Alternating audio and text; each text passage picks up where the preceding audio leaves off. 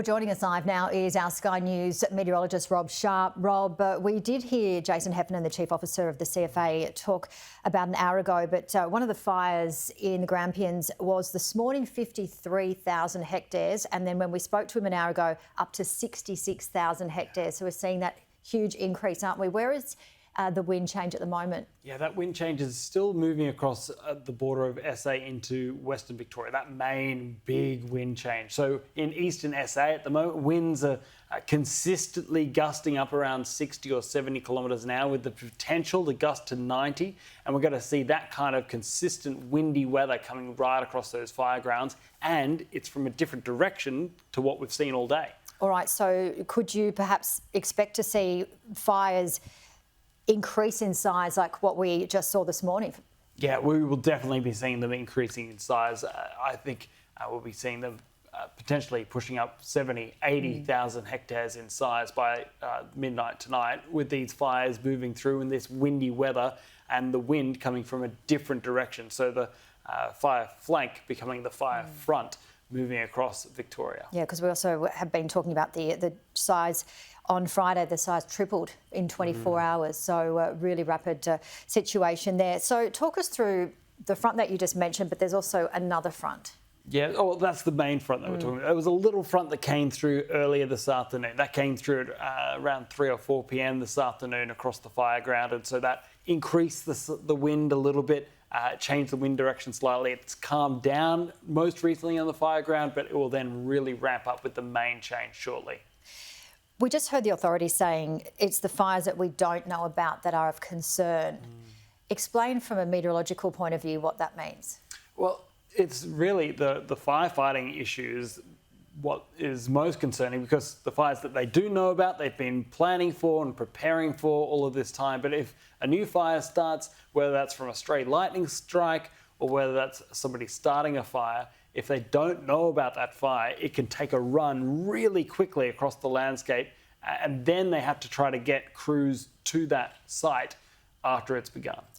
How hot is it at the moment? Well, right now we're still talking about temperatures in the mid to high 30s across much of Victoria, but behind that change, many parts of Eastern SA are now back into the low to mid 20s. So it will drop in a very significant way pretty quickly. All right, now it's almost 10 minutes past 5 Australian Eastern Daylight Time. This is the most extremely dangerous time at the moment, would you say? How long have we got in terms of that really extreme weather situation? Well, I would say that the most dangerous time is through tonight, really, because the wind is going to stay up and it's going to be dark, it's going to be nighttime, and the fires are going to be moving in a different way to how they've been moving through the daytime today. And so that will catch people off guard, I think. And we're hearing that the fires could last for several weeks. Yeah, of course, because in the Grampians, the landscape is so rough and rugged and so tricky to get in there that the firefighters can't get in to put out all of the fire. And so, yeah, we're going to have to wait until there's really significant rainfall, and that's at least a couple of weeks away. So on and just behind a change is generally the most dangerous.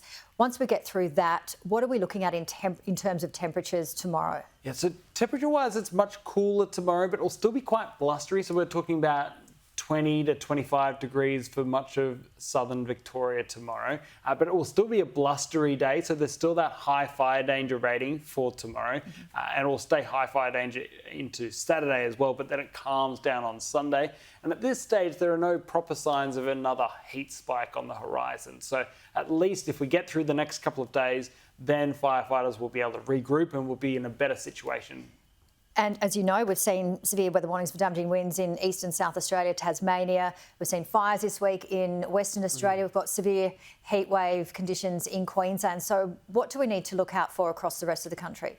Yeah, so over the coming days, the thing that I'm looking out for is that the change moving through New South Wales tomorrow. So we've got extreme fire weather for Sydney and up to the Queensland border with the hot weather.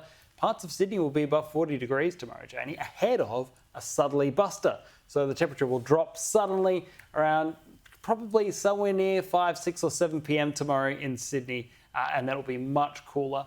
But then there's potential for some showers and storms to build through the east of the country later Sounds like this week. typical summer weather. What are we in for New Year's Eve for Sydney and other parts of the country? Well, there's potential for some showers and thunderstorms around in the east of the country. So in the afternoon, there'll be storms in probably parts of Sydney and Brisbane that day. But as we get closer to midnight, there's still some potential for some wet weather, maybe some drizzle for Sydney or maybe still a shower or storm up Brisbane way. At least the fireworks are going on. Yeah.